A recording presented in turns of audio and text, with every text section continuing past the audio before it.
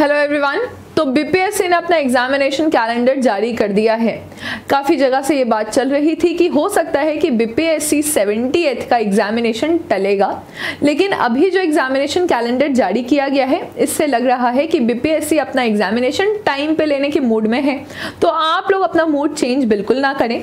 आप ये सोच के चलें कि एग्जामिनेशन अपने निर्धारित समय पे ही होगा, क्योंकि जब हम इस कैलेंडर को देख रहे हैं तो आप देखिएगा यहाँ पर, जब आप कैलेंडर देखिएगा तो यहाँ पर आपको देखने को मिलेगा कि एग्जामिनेशन का डेट सेम रखा गया है ना।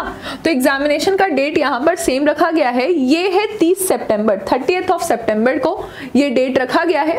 रिजल्ट आपका 5 से लेकर 7 नवंबर के बीच में आएगा, और जो मेंस का एग्जामिनेशन है वो 3 से लेकर 7 जनवरी के बीच में होगा। मेंस का एग्जामिनेशन 3 से 7 जनवरी होगा, जैसे कि पहले भी बताया गया था। इसका रिजल्ट 31 जुलाई को आएगा।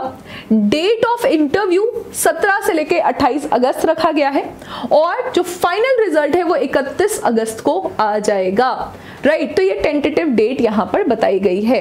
इसका मतलब है कि आज से लेकर, जुलाई एंड में आप इस वीडियो को देख रहे हैं, आज से लेकर आने वाले 1 साल 1 महीने के अंदर आपके पास बिहार का जो सबसे बड़ा जॉब है, जो सबसे बड़ा अधिकारी पोस्ट है एसडीएम डीएसपी, आपके पास वो जॉब रहेगा। लेकिन उसके लिए इंपॉर्टेंट क्या है? आपकी सिंसियरिटी। मार्केट में बहुत सारे न्यूज आपको देखने को मिल रहे हैं, लेकिन आप देखिएगा कि जिस तरह से 69th बीपीएससी का पैटर्न था उसी तरह से पैटर्न को फिर से फॉलो करने की बात की गई है। तो 69th बीपीएससी, जैसे कि आप जान रहे हैं कि इंटरव्यूज यहाँ पे मेंस कंडक्ट हो चुका है। ठीक है, मेंस कंडक्ट हो चुका है।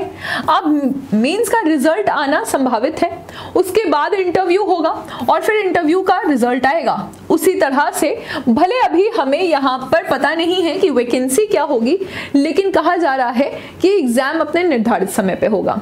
तो अब हम क्या करें, है ना? अब हमें क्या करना चाहिए? तो क्या करना चाहिए आप इसको देखिएगा कि पहले तो आप बहुत सारा जो आप वीडियोस देख रहे हैं कि हर जगह जहां पे भी आपको एग्जाम कैलेंडर क्या बीपीएससी सही समय पे होगा नहीं होगा, ये सारे वीडियोस अगर आप बहुत ज्यादा देख रहे हैं तो आपको इसको बंद करना पड़ेगा। राइट, क्योंकि इससे डेविएशन होगा, इससे बार बार दिमाग में एक उम्मीद बंधेगी कि क्या पता एग्जामिनेशन टल जाए। अगर आप अभी भी सोच रहे हैं कि क्या पता एग्जामिनेशन टल जाए, तो आप इस सोच में थोड़ा सा चेंज लाइए।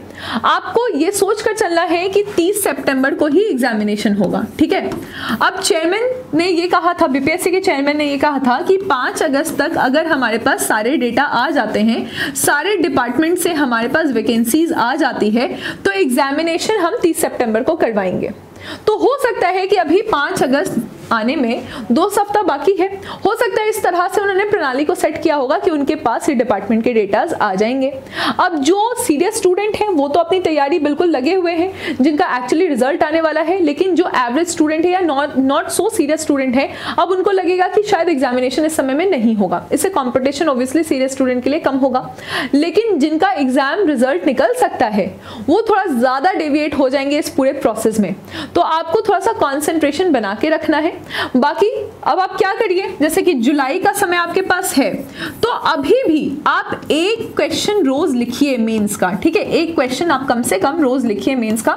ये काम आप कम से कम 15 अगस्त तक आप ये काम कीजिए। ठीक है, 15 अगस्त तक आप रोज एक मुख्य परीक्षा का सवाल लिखें। इससे आप प्रैक्टिस में रहेंगे, उसमें जो भी आप डिटेल डाल रहे हैं वो आपके प्रीलिम्स में भी पूछे जाने की संभावना रहेगी। और प्रीलिम्स के एग्जामिनेशन के लिए आपको क्या करना है? प्रीलिम्स के लिए जिस तरह से आप तैयारी कर रहे थे, जो आपकी स्ट्रैटेजी थी, उसको बनाए रखें। अभी भी आपको लगता है कि किसी भी विषय में आप वीक हैं, तो उस विषय को आप सुबह अर्ली इन द मॉर्निंग उठिए, मॉर्निंग में पढ़िए, है ना। और रात का टाइम जो है, इवनिंग का टाइम है, इसमें आप बहुत सारे एमसीक्यूज को प्रैक्टिस कीजिए। ठीक है, उत्कर्ष का भी आप टेस्ट सीरीज ले सकते हैं, बाकी बहुत सारे टेस्ट सीरीज मार्केट में अवेलेबल हैं। आप टेस्ट सीरीज में प्रैक्टिस कीजिए, और जब भी आपको लगता है कि कहीं किसी क्वेश्चन में गलती हो गई है तो उसका प्रॉपर एनालिसिस भी कीजिए। बच्चे टेस्ट सीरीज तो प्रैक्टिस करते हैं लेकिन एनालिसिस नहीं करते हैं, तो इसके लिए आपको इसका प्रॉपर एनालिसिस भी करना है। आप यहाँ पे देखिएगा कि जिन बच्चों ने, अगर किसी ने इंजीनियरिंग किया हुआ है, ठीक है, तो इंजीनियरिंग के लिए भी एक असिस्टेंट इंजीनियर, है ना, इंजीनियरिंग के लिए भी यहाँ पर आप इस तरह से देख सकते हैं कि एक सेकेंड, तो एक असिस्टेंट इंजीनियर की वैकेंसी यहाँ निकली हुई है। राइट, तो ये जो असिस्टेंट इंजीनियर की वैकेंसी, इसमें 118 पद हैं, 118 पद हैं और कहा जा रहा है कि इसका भी एग्जामिनेशन सितंबर में होगा, ये 20 सितंबर में होगा एग्जामिनेशन। उसका रिजल्ट जो है वो आ जाएगा आपका 8 अक्टूबर के समय तक। तो काफी सारे अलग अलग वैकेंसीज के बारे में भी बताया गया है। बहुत सारे बच्चे टीआरई की भी तैयारी करते हैं, तो अब देखिएगा कि टीआरई एग्जामिनेशन जो नया है उसके बारे में कोई डिटेल अभी नहीं जारी की गई है। बाकी जुडिशियरी के बारे में, या अगर आप फिजिक्स में प्रोफेसर बनना चाहते हैं, असिस्टेंट प्रोफेसर बनना चाहते हैं, तो उस सब के बारे में यहाँ पे जानकारी बताई गई है। तो बिल्कुल भी अपने तैयारी से डिविएट ना हो, जिस तरह से आप तैयारी कर रहे हैं और ज्यादा गति उसमें बढ़ाइए, क्योंकि लास्ट लैप है, लास्ट लैप में आपको और ज्यादा मेहनत करनी है। बहुत सारे एमसीक्यूज को प्रैक्टिस कीजिए, यही तरीका है। कहीं कोई विषय लगता है कि अभी भी कमजोर है, तो जो आपका डे है, डे के फर्स्ट हाफ में उस पर फोकस कीजिए, सेकेंड हाफ में आप फिर से टेस्ट देते रहिए। Thank you for the class, all the very best.